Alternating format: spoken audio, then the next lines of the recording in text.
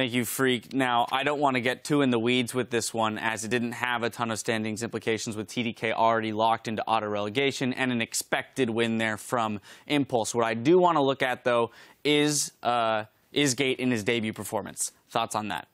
I can't draw too many conclusions. Of course, I'd have to look at warding stats and things like that. But it looked like the entire team was actually stepping up and warding that game. We saw completed trinkets. Which we did. That's a big thing for Jat. But it just seemed like a bunch of brawling and fighting. He was okay.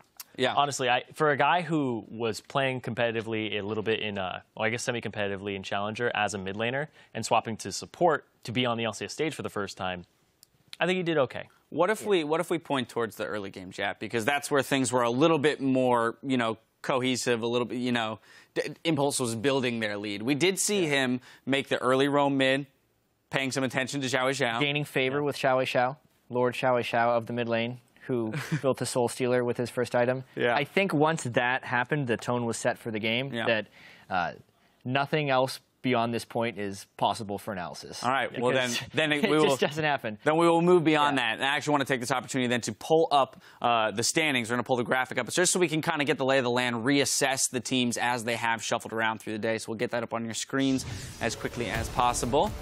This is cool because we now have 4 teams at 11 wins and 5 teams between 10 and 11 wins. Gravity obviously has the chance to solidify their spot in first. They still control their own destiny, but it's a hyper close race, and the games today just made it even closer. Well, TiP also play Gravity next week, so they might be able to swap that and get themselves up to that place. Yeah, I'm waiting for the moment where Lee Sin and Nidalee are banned against Rush. Yeah, we heard Kobe mention it. What's that third champion? Yeah. What's the third champion on the list, right?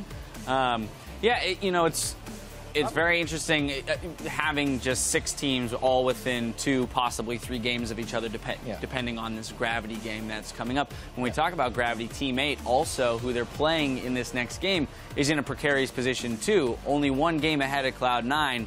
If they are able to unseat our #1 seed here, they put some distance between the 2 teams. Yeah, and there's 2 races going on right now. It's the race for playoff buys, and it's the race for, I'll call it a relegation buy. You're getting 7th place, and you don't have to play in the relegation round. You get to stay in the LCS for sure.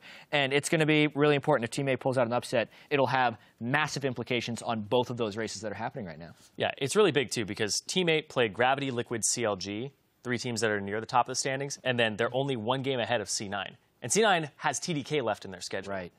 And they have 1-1, so we might get a tiebreaker for that last spot. Barring a miracle, that's going to be an even race. Exactly. Well, we do have 1 more game coming your way. It is that Team 8 going toe-to-toe with first place Gravity. So stay with us. That was such a good segment, Dash. Congratulations. Boom.